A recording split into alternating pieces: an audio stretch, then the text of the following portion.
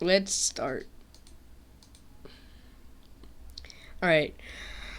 Geneva Conventions. Not to be confused with Geneva Conference, Geneva Protocol disambiguation, Geneva Accords 1988, or Convention relating to the status of refugees. Let's start. Alright, the Geneva Conventions are international humanitarian laws consisting of 4 treaties and 3 additional protocols that establish international legal standards for humanitarian treatment in war.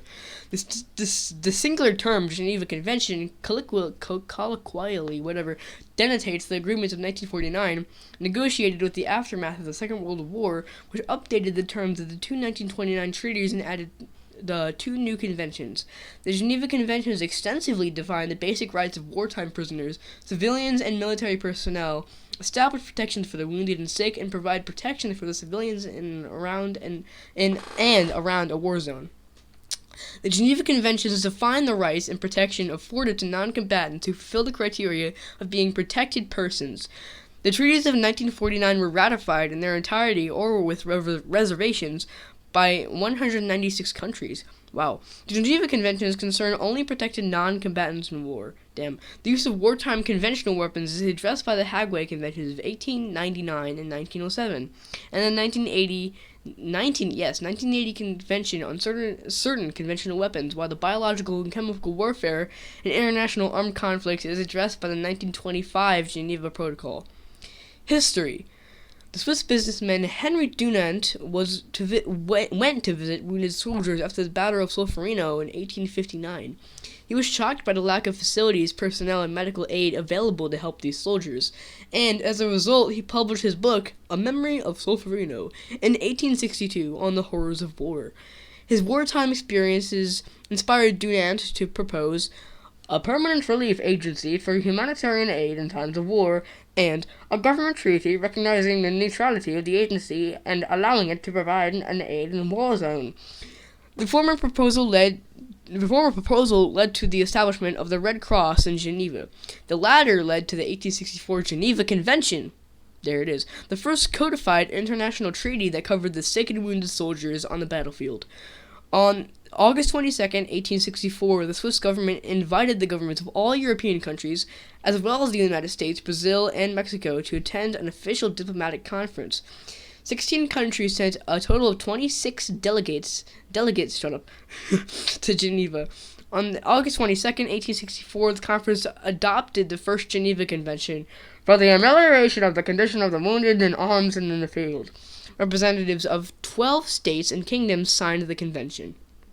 For both of these accomplishments, let's read them. Swiss Confederation, Grand Duchy of Baden, Kingdom of Belgium, Kingdom of Denmark, Kingdom of Spain, French Empire, Grand Duchy of Hesse, I'm butchering these names, Kingdom of Italy, Kingdom of the Netherlands, Kingdom of Portugal and the Algarves, Kingdom of Prussia, and Kingdom of Württemberg. I don't know. Okay. For both of these accomplishments, Henry Dunant became co-recipient of the first Nobel Peace Prize in 1901. On the 20th of October, 1868, the first unsuccessful attempt to expand the 1864 treaty was undertaken. With the additional articles relating to the condition of the wounded in war, an attempt was initiated to clarify some rules, of the 1864 Convention and to extend them to maritime warfare. These articles were signed but only ratified by the Netherlands and the United States of America. The Netherlands later withdrew their ratification. The protection of the victims of maritime warfare would later be realized by the Third Hague Convention of 1899 and the 10th Hague Convention of 1907. In 1906, 35 states attended a conference convened by the Swiss government. On the 6th of July, 1906, it resulted in the adoption of Convention for the Amelioration of the Condition of the Wounded and Sick in the Armies in the Field, which improved and supplemented for the first time the 1864 Convention. It remained in force until 1970 when Costa Rica acceded to the 1949 Geneva Conventions. The 1929 conference yielded 2 conventions that were signed on my birthday, 1929.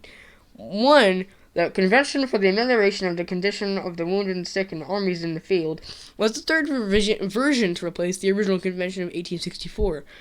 The other was adopted after experiences in World War I had shown the deficiencies in the protection of prisoners of war under the Hague Conventions of 1899 and 1907.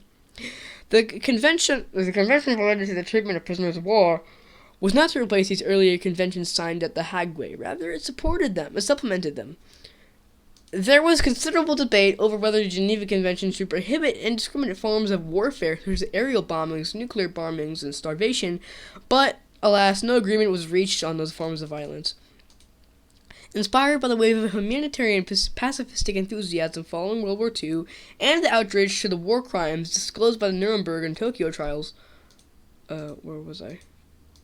Tokyo trials. A series of conferences were held in 1949, reaffirming, expanding, and updating the prior Geneva and Hague conventions. It yielded 4 distinct conventions. The first Geneva Convention, for the amelioration of the condition of the wounded and sick in the armed forces in the field, was the 4th update of the original 1864 convention and replaced the 1929 convention of the same subject matter. The second Geneva Convention, for the amelioration of the condition of wounded, sick, and shipwrecked members of the armed forces at sea, replaced the Hague Convention X of 1907. It was the first Geneva Convention on the protection of the victims of maritime warfare and mimicked the structure of provisions and of the first Geneva Convention. The third Geneva Convention, relative to the treatment of prisoners of war, replaced the 1929 Geneva Convention that dealt with prisoners of war. In addition to these 3 conventions, the conference also added a new elaborate 4th Geneva Convention, relative to the protection of civilian persons in times of war. It was the first Geneva Convention not to deal with combatants, rather it had the protection of civilians as a subject matter. The 1899 and 1907 Hague Conventions had already contained some provisions on the protection of civilians in occupied territory. Article 154 specifically provided that the 4th Geneva Convention is supplementary to these provisions in the Hague Conventions. Despite the length of these documents, they were found over time to be incomplete. The nature of armed conflicts had changed with the beginning of the Cold War era, leading to many to believe that the 1949 Geneva Conventions were addressing a largely extinct reality. On the one hand, most armed conflicts had become internal or civil wars, while on the other, most wars had become increasingly asymmetric.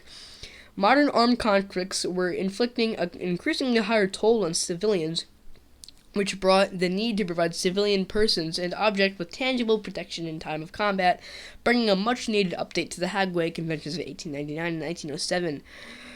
In light of these developments, the 2 protocols were adopted in 1977 that extended the terms of the 1949 conventions with additional protections. In 2005, a 3rd brief protocol was added establishing an additional protective sign for medical services, the Red Crystal, as an alternative to the ubiquitous Red Cross and Red Crescent emblems for those countries that find them objectionable. Commentaries. The Geneva Convention on 12th of August 1949. Commentary. The Commentaries is a series of 4 volumes of books published between 1952 and 1958 and containing commentaries to each of the 4 Geneva Conventions. The series was edited by Jean Pictet, who, I'm sure I'm butchering that, who is the vice president of the International Committee of the Red Cross. The commentaries are often relied upon to provide authoritative interpretation of the articles. Contents. The Geneva Conventions are rules that apply only in times of armed conflict and seek to protect people who are not or are no longer taking part in hostilities. The first convention dealt with the treatment of wounded and sick armed forces in the field. The second convention dealt with the sick, wounded, and shipwrecked members of the armed forces at sea. The third convention dealt with the treatment of prisoners of war during times of conflict. The 4th convention dealt with the treatment of civilians and protection during wartime. Individuals who fulfill the protected persons in international armed conflict are protected by the 1949 conventions. Those not listed as protected persons in such conflicts are instead protected by international human rights law and general treaties concerning the legal status of aliens in belligerent nations. And internal law of conventions. In addition, what?